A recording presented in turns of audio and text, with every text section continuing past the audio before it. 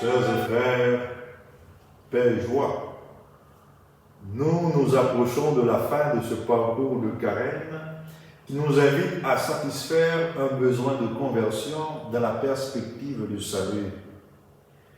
La page évangélique place Jésus au jardin des Oliviers pour manifester donc ainsi une anticipation de sa passion qui débutera avec son procès.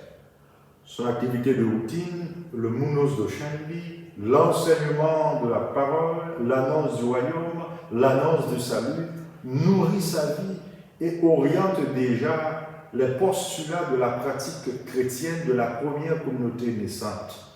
Alors qu'il enseignait, le fait de la femme adultère lui est exposé. Les accusateurs s'attendaient à ce que Jésus prononce le verdict d'une femme déjà condamnée par la loi de Moïse, avec des enjeux importants, la violation de la loi romaine et surtout une contradiction possible à la loi d'amour, à la logique de miséricorde qui furent des points essentiels de son enseignement. Jésus, par contre, leur renvoie la balle avec un argumentaire univoque. Celui d'entre vous qui est sans péché, qui soit le premier à lui jeter une pierre. Jean 8, le verset 7. Il s'agit d'une confrontation de l'homme à sa propre réalité. Un appel à la relecture, à une aventure en profondeur, pour reconnaître notre unicité, notre ipséité.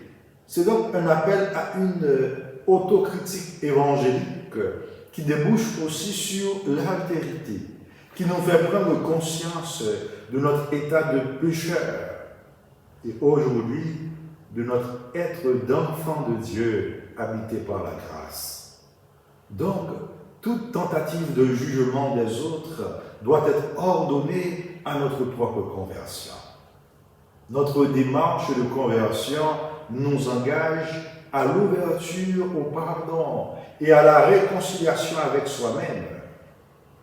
Jésus écrivait donc sur le sol la loi d'amour et de liberté par laquelle cette femme sera épargnée.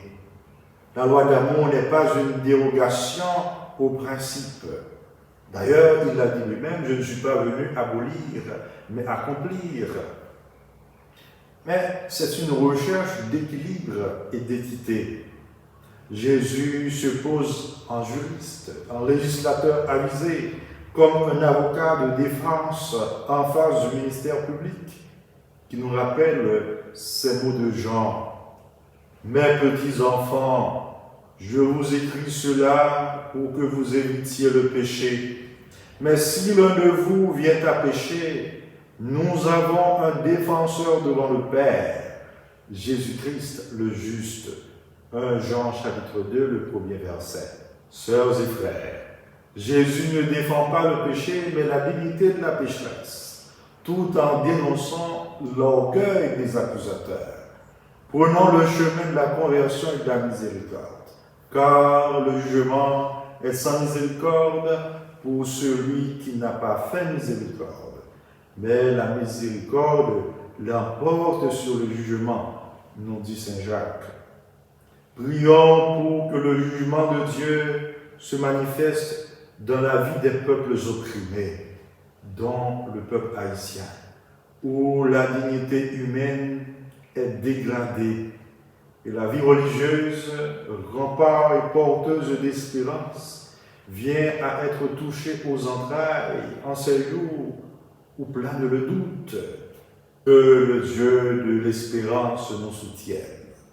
Que les consciences justes et éclairées écoutent au moins ces cris qui ne font plus de bruit, ces corps sans vie et ces corps vagabonds respectivement, jonchant des maisons abandonnées ou déambulant sans espoir dans les rues de la capitale. Amen.